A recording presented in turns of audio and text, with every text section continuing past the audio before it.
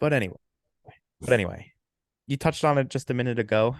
Obviously, second game of the season against Charlotte was St. Louis's home opener.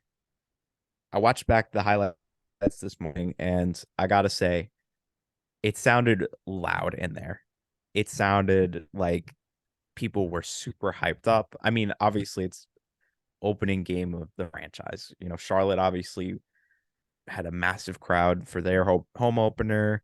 I remember Atlanta had a massive crowd for their home opener at Mercedes Benz.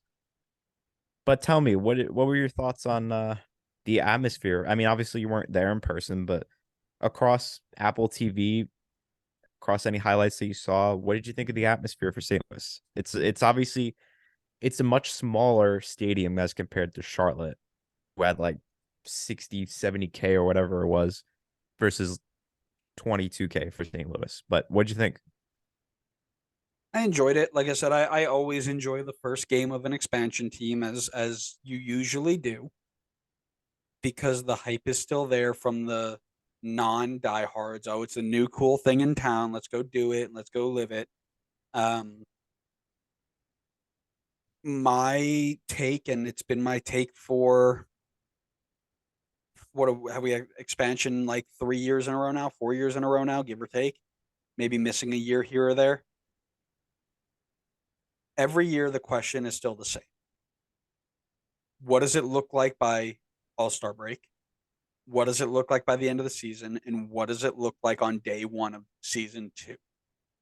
Charlotte has done great. Excuse me. Atlanta has done great. They're returning fans, they're returning season tickets, they're making it such that people want to show up. It makes our league look good. It makes supporter culture look good. There's a ton of stuff there that people can really be happy for St. Louis in a place that has hockey, baseball, football, not basketball. No basketball. I don't think they have So football, unless you're referring to soccer. no. I was thinking, isn't there a Saint? Oh no, the St. Louis team moved, didn't they? Yeah, They moved they to went to LA. LA. Yeah, okay. So that makes it a bit better. My worry was going to be come August when that would start up again. What does this crowd look like? But now that that's out of the way, now I'm a little bit. I feel a little bit better about it. I liked it. I thought it was a really good show for a city that has been waiting for this for a while. I think they put on a great show on the pitch, and I think it'll stay for a good amount of time. But I am curious to see, over the next 4 or 5 home games, what do our numbers look like?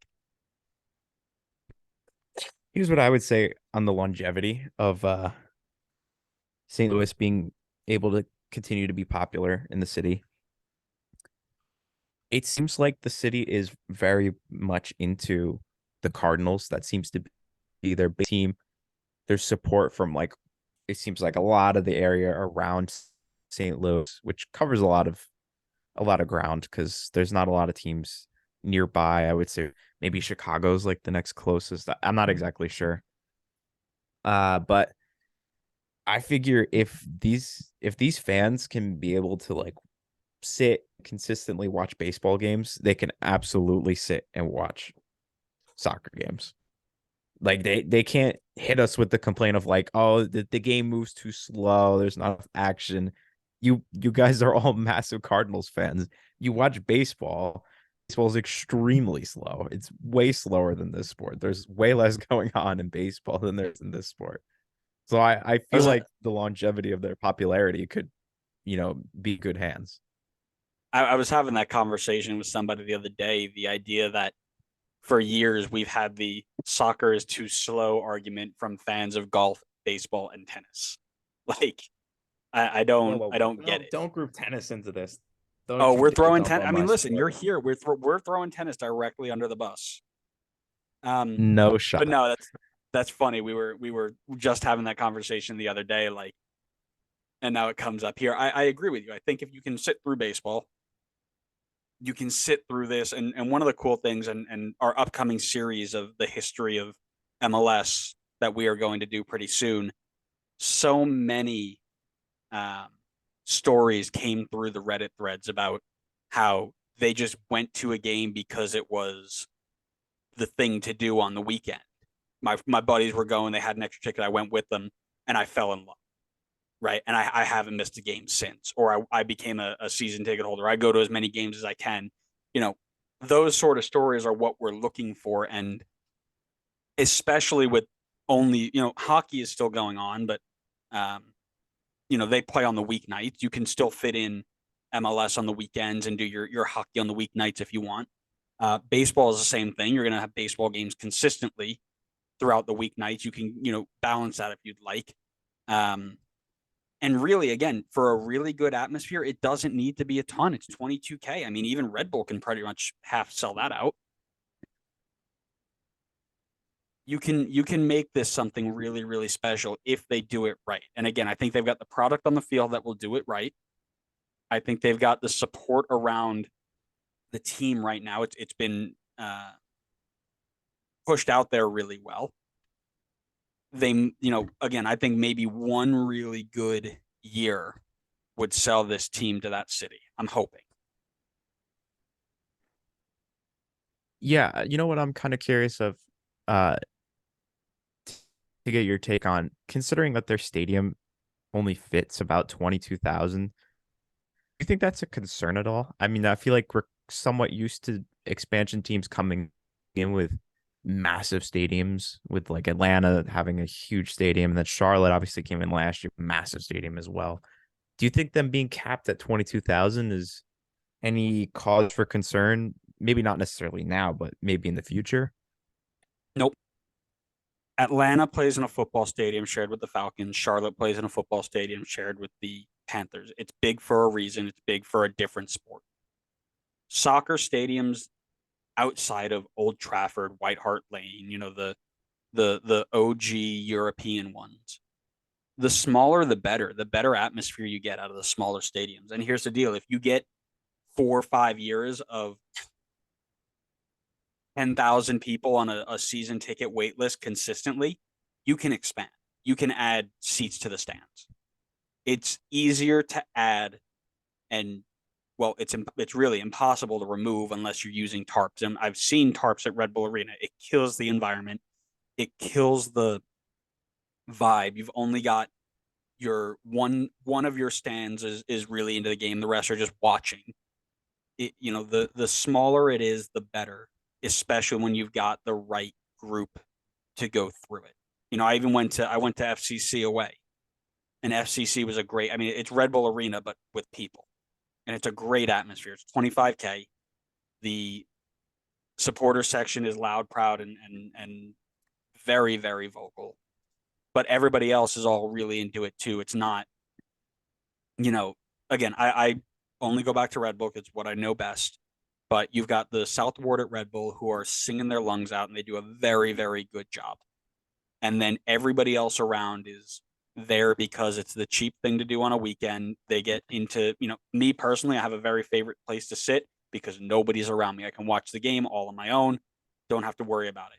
But there are other people who will take seats like that and then just be on their phone the whole time, or show up wearing a Juventus kit and talking to their friends about the other team's players who have, this one guy that they saw in a video game once, but they're not there for the experience. So, to me, selling the experience of showing up to one of these things is almost equally as important as selling the team or selling the product on the field, because it has to be something that you want to go to even when the team is bad, right? Yeah, that's a really good point that you brought up. I like the idea that it doesn't necessarily matter how big the stadium is, but the smaller the stadium, you can get a better atmosphere. And I think that's really a good point. I mean, if you have 50,000 people potentially interested in going to see the game, but you only can take 22,000, the people more likely than not that are more dedicated to the team and supporting the team are likely going to be part of that 22,000.